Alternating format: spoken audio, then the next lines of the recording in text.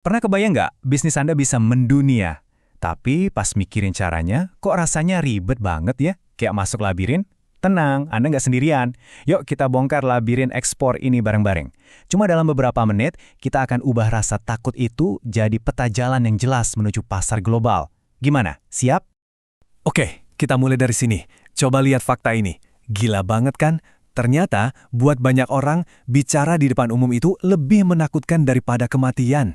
Ini bukan soal demam panggung biasa loh, ini cerminan dari rasa takut kita akan sesuatu yang gak kita kenal. Nah, coba tebak.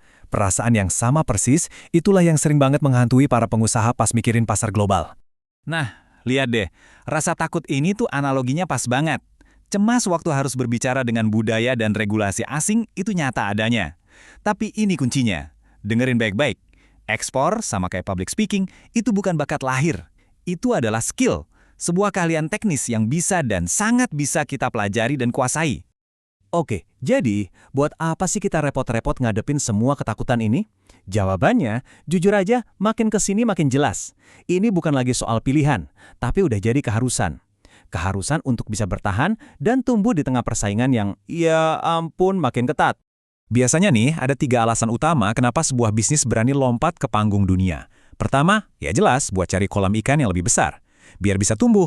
Kedua, prinsip jangan taruh semua telur dalam satu keranjang. Ini soal diversifikasi resiko. Kalau pasar lokal lagi lesu, pasar lain bisa jadi penyelamat. Ketiga, buat cari bahan bakar baru, entah itu sumber daya atau inovasi yang nggak ada di negara sendiri. Terus kenapa? So what? Gini, semua ini tuh bukan teori di atas kertas. Pertumbuhan pasar artinya, ya lebih banyak nol di rekening Anda. Diversifikasi risiko artinya Anda bisa tidur lebih nyenyak kalau ekonomi domestik lagi goyang. Dan akses inovasi, wah itu senjata rahasia biar tetap relevan. Ujung-ujungnya, semua ini bermuara ke satu hal, kesehatan finansial bisnis Anda. Oke, kita udah paham kenapanya. Sekarang pertanyaannya, gimana caranya? Nah, coba bayangkan ini adalah arsitektur untuk bisnis global Anda. Dan arsitektur ini berdiri di atas 4 pilar yang fundamental. Keempatnya harus super kokoh, kalau nggak mau semuanya ambruk. Yuk kita bedah satu persatu fondasinya. Pilar pertama, produk. Apa sih yang mau Anda jual? Pilar kedua, regulasi. Udah beres belum semua surat izinnya? Pilar ketiga, logistik. Gimana caranya barang Anda sampai ke tujuan dengan selamat? Dan pilar keempat yang paling seru, pasar. Gimana cara Anda menaklukkan hati konsumen di sana?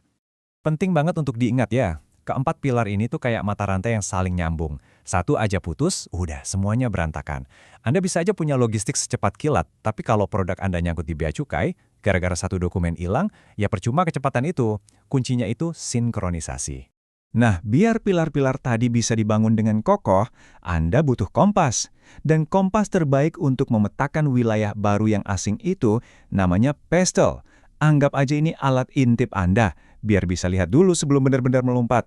Pestle ini tuh ibaratnya kacamata dengan 6 lensa berbeda buat ngintip sebuah negara. Ada lensa politik, pemerintahannya stabil nggak sih?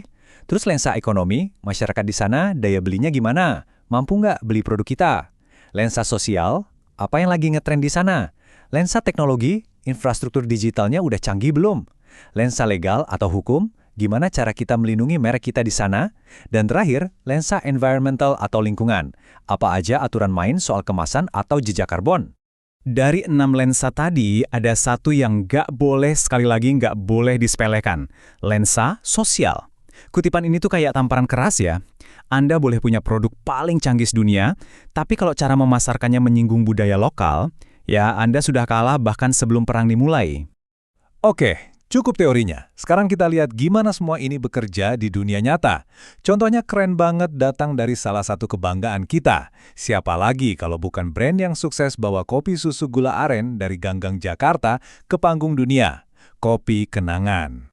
Nah, ini dia jebakan yang paling sering terjadi. Kita sering mikir, negara tetangga seleranya pasti sama lah. Kopi Kenangan cerdas banget. Mereka nggak jatuh ke lubang itu. Mereka sadar meskipun kita sama-sama suka nasi lemak atau durian, giliran soal rasa manis kopi, ceritanya bisa beda jauh. Terus, apa yang mereka lakuin? 2 hal yang menurut saya brilian. Pertama, mereka riset dan utak-atik resep kopinya. Tingkat manisnya disesuaikan biar pas di lidah orang Malaysia dan Singapura. Kedua, namanya diganti jadi Kenangan Coffee. Kelihatannya simpel ya, tapi ini cerdas banget buat pasar internasional. Jadi pelajarannya apa? Suksesnya kopi kenangan itu bukan sulap, bukan sihir, bukan juga keberuntungan semata. Ini adalah buah dari riset Pestel yang cermat, yang kemudian dieksekusi dengan adaptasi budaya yang brilian.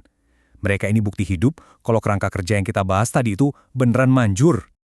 Oke, kita udah punya peta, udah punya kompas, dan udah lihat contoh suksesnya. Tapi saya kayak bisa dengar ada suara kecil di kepala Anda yang nanya, iya, tapi risikonya gimana? Yuk kita hadapi monster yang satu ini sekarang juga. Pertanyaan ini wajar banget dan justru penting. Tentu perdagangan internasional itu ada resikonya, mulai dari politik yang bisa berubah seenaknya, sampai nilai tukar mata uang yang kayak roller coaster. Tapi kuncinya bukan lari dari resiko, kuncinya adalah belajar cara menaklukkannya. Dan lihat deh, ternyata kita bisa kok menjinakkan risiko-risiko ini secara sistematis. Untuk setiap ancaman, itu ada penangkalnya. Khawatir soal politik? Ada yang namanya asuransi risiko politik. Takut nilai tukar anjlok? Ada strategi hedging buat mengunci kurs. Cemas soal hukum? Ya, kita gandeng konsultan hukum internasional. Masalah operasional? Pilih aja partner logistik yang reputasinya bagus. Selalu ada jalan kok. Nah, ini nih, ini adalah perubahan mindset yang paling fundamental. Bagi pemain global sejati, risiko itu bukan tembok yang harus dihindari. Risiko itu cuma variabel dalam sebuah persamaan yang bisa dihitung dan dikelola. Malah kalau Anda jago mengelola risiko, itu justru bisa jadi keunggulan kompetitif Anda. Kita udah bahas kenapanya, gimananya, sampai gimana kalaunya. Sekarang, bagian yang paling menentukan dari semuanya, mengubah obrolan ini jadi aksi nyata. Jadi, apa langkah pertama Anda? Oke, ini saatnya kita ubah teori jadi praktek. Anggap aja ini kayak PR pertama Anda. Coba deh mulai dari yang gampang. Analisis dulu data penetrasi internet di Asia Tenggara. Negara mana yang paling melek digital. Terus, coba identifikasi ada nggak negara yang perilaku konsumen kotanya mirip sama di sini. Kalau udah nemu satu, coba bedah pakai Pestel sederhana, iseng-iseng bayangin produk Anda bisa diadaptasi gimana. Dan yang paling penting, coba deh pikirin 3 risiko terbesar dan siapkan jaring pengamannya. Jadi pertanyaannya balik lagi ke Anda. Setelah dengerin semua ini, apa satu langkah paling kecil yang bisa Anda ambil mungkin minggu ini? Nggak usah muluk-muluk langsung sewa kontainer kok.